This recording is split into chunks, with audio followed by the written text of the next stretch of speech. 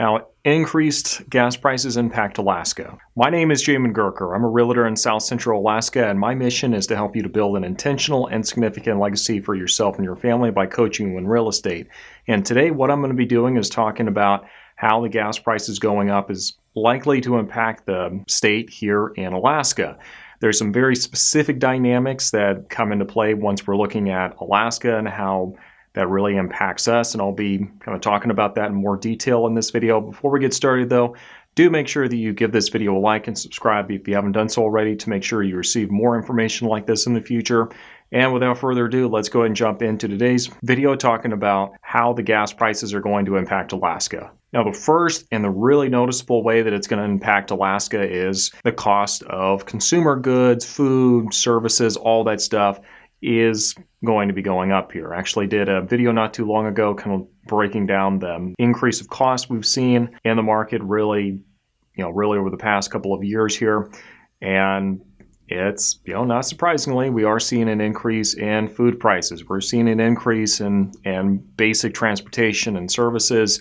And if you really watch it, you're going to notice it in a lot of the items that you're buying from Costco or Fred Meyer's, wherever it is that you shop. Keep track of your receipts and you'll start to see increases in these prices really across the board, which that really does make sense because you need gas to get all these commodities to wherever the market is. And, as much as I don't like it, I certainly do understand it. And that's unfortunately just kind of the position the businesses are in. They don't want to just jack up the prices, but the cost of delivering stuff to the store or getting the food to the market is that much more expensive. They have to pass that along to us, or else, they're going to be the margin is usually too small. They're not going to be able to just carry that.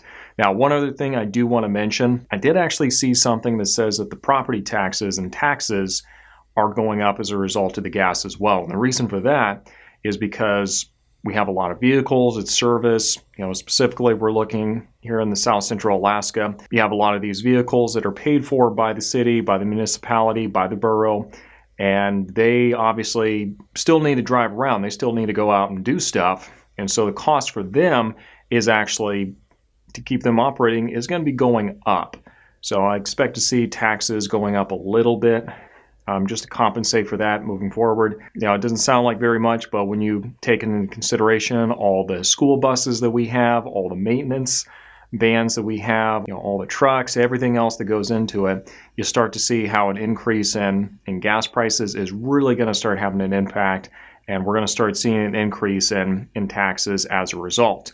But let's go and take just a really quick break here real quick on this really cheery note. For those of you who've been watching for a bit, you know that I host a podcast called the Alaskan Journey Podcast. The link for that is going to be in the description section down below. And in that podcast, I really do talk about what it's like moving up here and interview people who've recently done that or people who have, been up here for years and years and really kind of pick their brains and see what they really like living in the state for and, pros, cons, what it's like actually living up here from the people who are actually living up here. So do make sure you go check that out.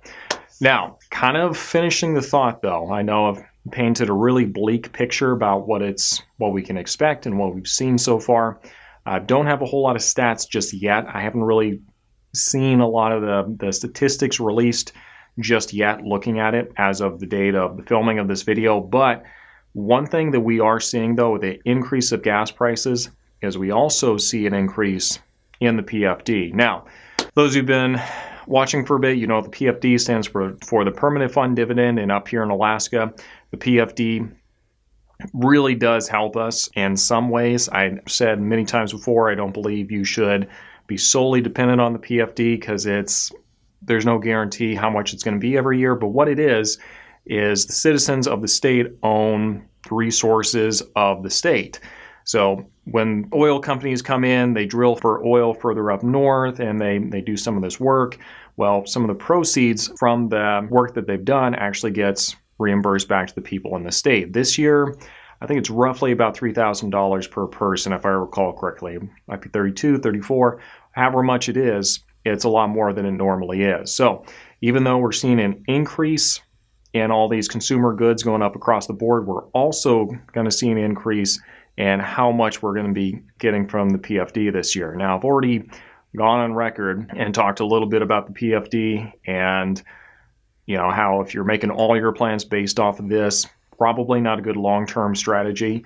So, take that for what it is. I don't plan on using this as a long-term strategy by any stretch of the imagination to make ends meet. But, I will also say that when prices are up because of oil, it's good to have, some kind of ballast in there, at least if you're in a state where you get that benefit. So that's really how we're going to see the oil and gas industry impacting the state.